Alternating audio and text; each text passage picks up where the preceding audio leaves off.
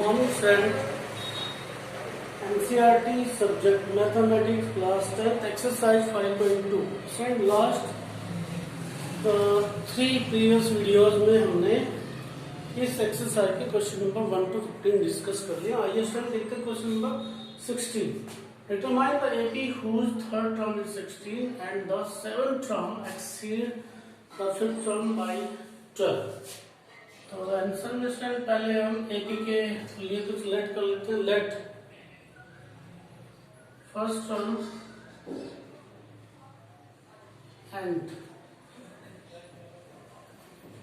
common difference of given AP.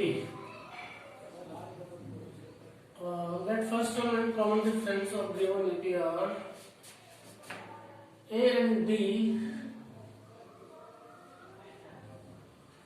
respectively. तो ये हो गया स्टूडेंट केस फर्स्ट. हम देख लेते हैं केस फर्स्ट में कहा है A3 equal to 12. Determine the AP whose third term is 16. Third term is 16. तो थर्ड टर्म को कैसे लिखेंगे student? Formula A plus n minus 1 into D आपके पास है n minus 1 into D. n equal to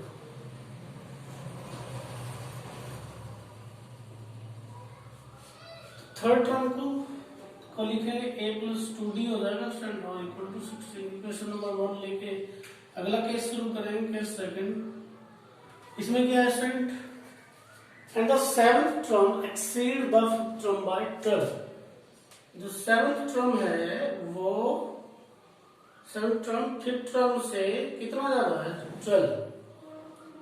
seventh term को कैसे लिखेंगे? A plus 6D लिखेंगे और फिफ्थ टर्म को A plus 4D लिखेंगे प्लस 12. ए से कैंसिल आउट हो जाएगा. 6D minus 4D equal to 12. तो 6D में से 4D सब्ट्रैक्ट करेंगे 2D आ जाएगा. 12D इक्वल टू आ जाएगा आपका 12/2. D इक्वल टू आ जाएगा 6. D equal to 6 putting equation 1 में रखेंगे तो इक्वेशन 1 ये है. A plus 2 into 6 equal to 16. तो A plus 12 equal to 16. A equal to 16 minus 12. A equal to 4. तो आपके पास A का वैल्यू आ गया और आपके पास किसका वैल्यू आ गया? D का वैल्यू आ गया. तो A की पता कर लीजिए. Therefore, required AP. Required AP क्या हो जाएगा sir? A plus D, A plus 2D, A plus 3D ये हो जाएगा. तो क्या हो जाएगा? A कितना? 4 plus 6 ये हो जाएगा और 4 plus 2 6 4 plus 2 6 2 into 6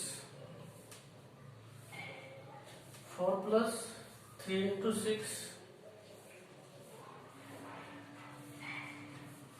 क्या हो जाएगी? AP4 हो जाएगा 12. 6 to 12 और ये 16 हो जाएगा और ये 16 18 और 22 हो जाएगा और ये भी आपकी हो जाएगी. अगस्त वीडियो को नहीं क्वेश्चन नंबर 17 देखते हैं. Find the 20th term from the last term of the AP. Answer मेरे स्टूडेंट A इक्वल टू आपका 3 है. D इक्वल हो जाएगा 8 minus 3 इक्वल D इक्वल हो जाएगा आपका 5 from nth term from last से nth टर्म का क्या फॉर्मूला है? L minus n minus 1 into D. तो nth टर्म फ्रॉम लास्ट कितने टर्म हमें पता करना है? 20 term n equal to 20 term from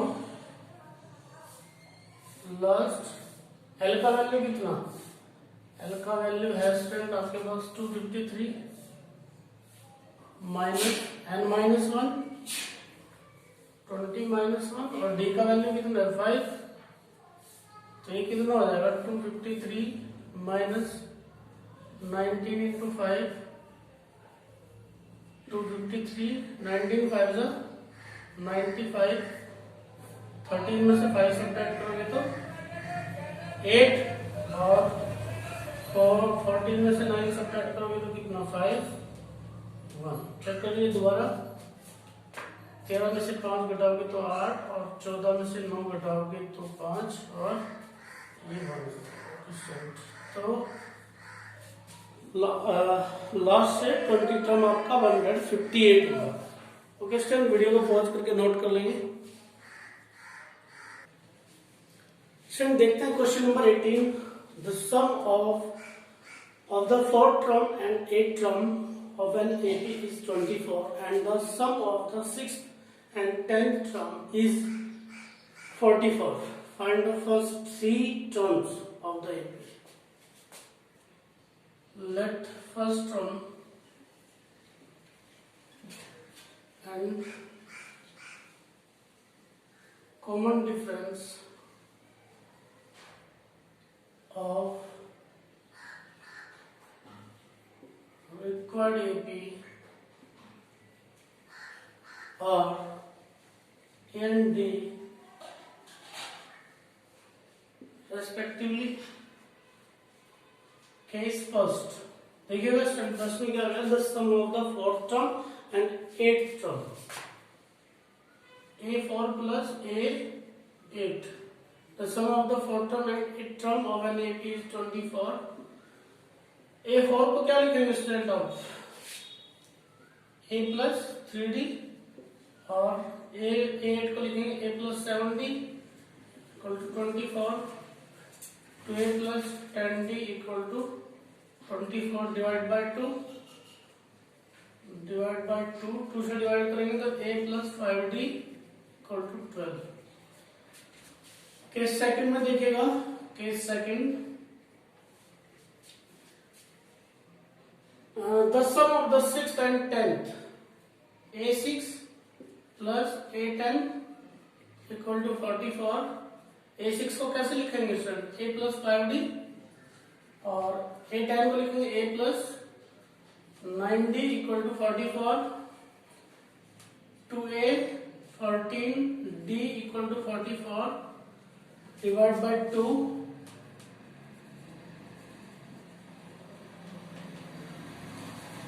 2 से डिवाइड करोगे तो क्या हो जाएगा, A plus 7D equal to 22। Equation number 2। Equation 1 इसके नीचे रख लीजिए, A plus 5D equal to 12, ये 1 है।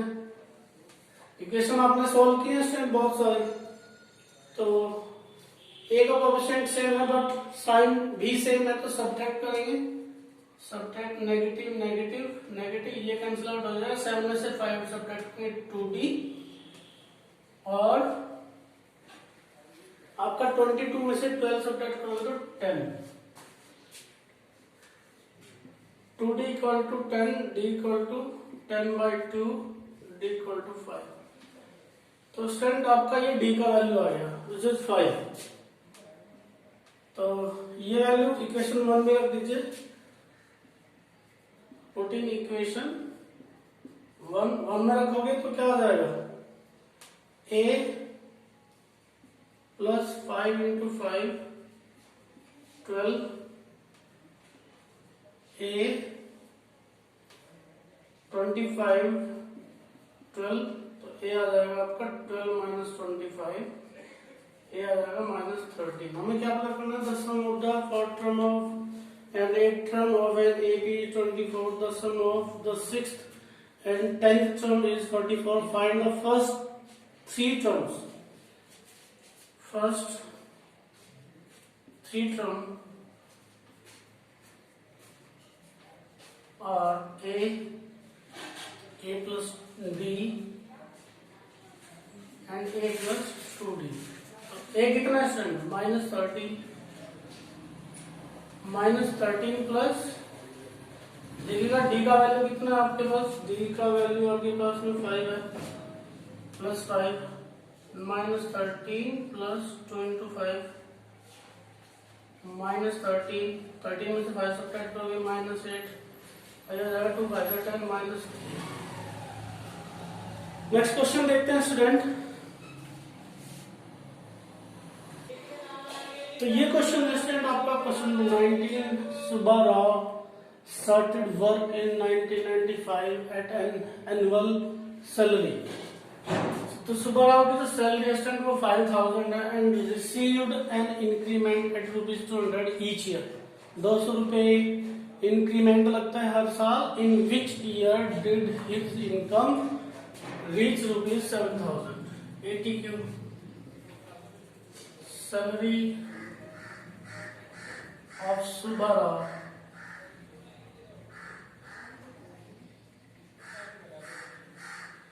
फर्स्ट ईयर में देखिए स्टूडेंट 5000 था विच इज 1995। फिर 200 इंक्रीमेंट लगा तो हो जाएगा 5200।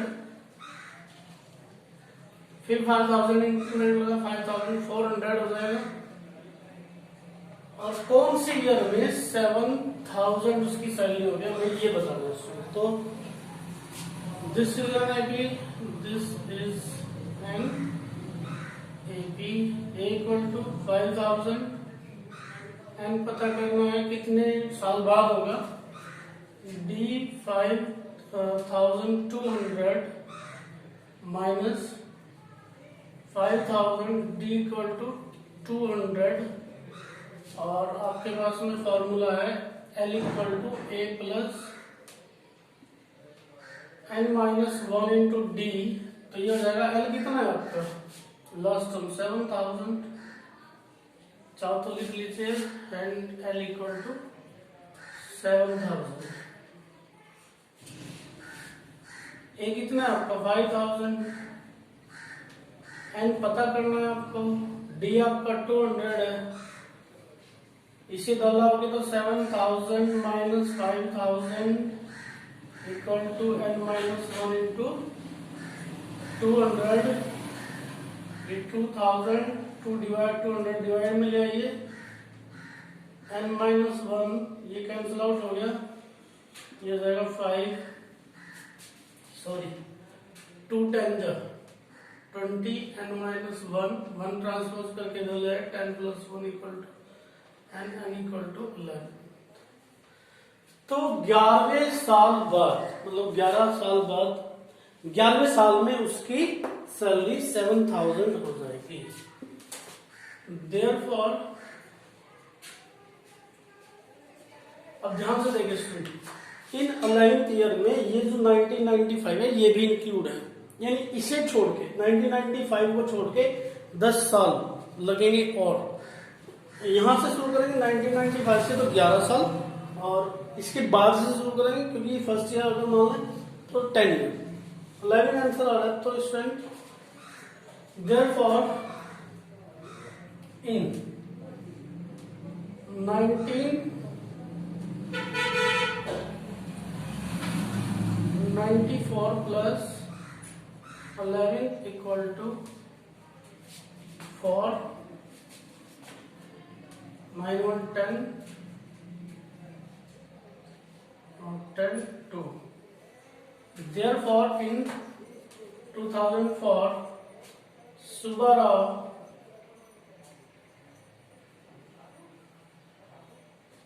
was salary become rupees 7000। Okay student, video को पॉज करके नोट कर लेंगे।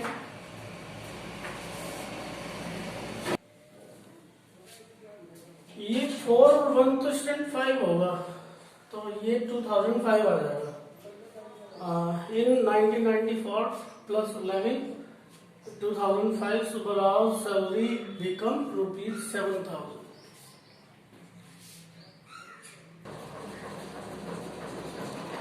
आइए देखते हैं question number 20. Ramkali saves ₹5 in the first week of a year and then increase her weekly savings by ₹1.75.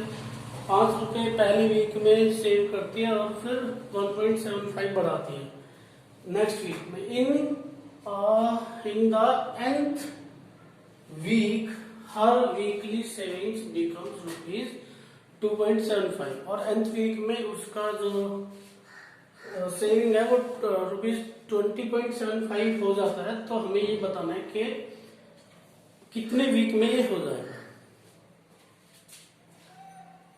Her saving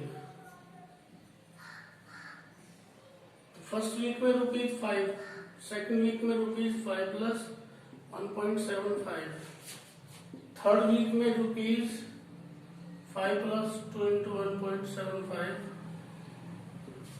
और हमें ये बताना है कि 20.75 कौन से वीक में हो जाएगी. ₹5, ₹6.75, ये जाएगा 2 5 10 2 7 14 1 15 2 2 and 1 3. तो 8.50 ₹20.75. n का वैल्यू हमें पता करना है. a = 5, d = 6.75 minus 5, d = 1.75 और n का वैल्यू हमें पता करना है वेयर एल जो लास्ट टर्म है वो है 20.75 from L = a plus n minus 1 into d. L कितना हो गया स्टूडेंट आपके पास में 20.75. a का वैल्यू 5, n का वैल्यू पता करना है, d का वैल्यू 1.75.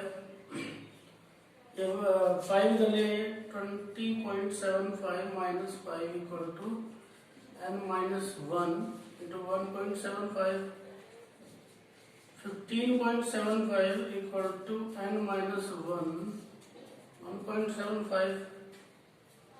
तो इसे डिवाइड में ले आएंगे इधर n minus 1 equal to 15.75 by 1.75. यहाँ भी पॉइंट के राइट साइड में 2 डिजिट है, यहाँ भी पॉइंट के राइट साइड में 2 डिजिट है, तो ये कैंसिल आउट हो गया आपका. n minus 1 equal to 15.75 upon 175. देख लेते हैं स्टूडेंट कितने टाइम ये कैंसिल आउट हो जाएगा. 11 5 55, 5 11 7 77 and 5.